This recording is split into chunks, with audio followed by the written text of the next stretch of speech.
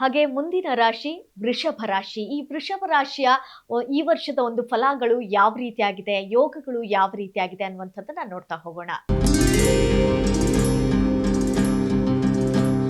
ಈ ವೃಷಭ ರಾಶಿಯವರಿಗೆ ಮಿಥುನ ರಾಶಿಯಲ್ಲಿ ಗುರುವು ಸಂಚರಿಸುವಂತಹ ಸಂದರ್ಭಗಳಲ್ಲಿ ಶುಭದಾಯಕನಾಗಿರುವಂತಹ ಸ್ಥಿತಿಗತಿಗಳು, ಆರೋಗ್ಯ ಸ್ಥಿತಿಯಲ್ಲಿ ಸುಧಾರಣೆ ಆಗುವಂಥದ್ದು, ಅನಾದಿ ಕಾಲದಿಂದ ಬಹಳಷ್ಟು ದಿನದಿಂದ ಅನುಭವಿಸುತ್ತಿರುವಂತಹ ರೋಗಕ್ಕೆ ಸರಿಯಾಗಿರುವಂತಹ ಚಿಕಿತ್ಸೆ ಸಿಗುವಂತಹ ಯೋಗಗಳು, ಅದೇ ರೀತಿಯಾಗಿ ಮಾಡುವಂತಹ ವ್ಯಾಪಾರದಲ್ಲಿ ಅಲ್ಪ ಲಾಭವನ್ನು ಹೊಂದುವಂತಹ ಯೋಗಗಳು, ಅದೇ ರೀತಿಯಾಗಿ ಶನಿಯು ಮೀನರಾಶಿಯಲ್ಲಿ ಸಂಚರಿಸುವಂತಹ ಕಾರಣದಿಂದ ಶುಭದಾಯಕನಾಗಿರುವಂತಹ ಒಂದು ಲಕ್ಷಣಗಳು, ಸರ್ಕಾರಿ ಕ್ಷೇತ್ರದಲ್ಲಿ ಕೆಲಸ ಮಾಡುವಂತಹ ವೃಷಭ ರಾಶಿಯವರಿಗೆ ವಿಶೇಷವಾಗಿರ್ತಕ್ಕಂತಹ ಸ್ಥಾನ ಸಿಗುವಂತಹ ಯೋಗಗಳನ್ನು ಹೇಳಿದ್ದಾರೆ. ಧನಲಾಭ ಅಂತ ಹೇಳಿದ್ರೆ ಹಣದ ಲಾಭ ಆಗುವಂತಹ ಒಂದು ಪ್ರಮೇಯವೂ ಸಹಿತ ಈ ವೃಷಭ ರಾಶಿಯವರು ಅನುಭವಿಸುವಂತಹ ಲಕ್ಷಣಗಳು ಇದ್ದಾವೆ.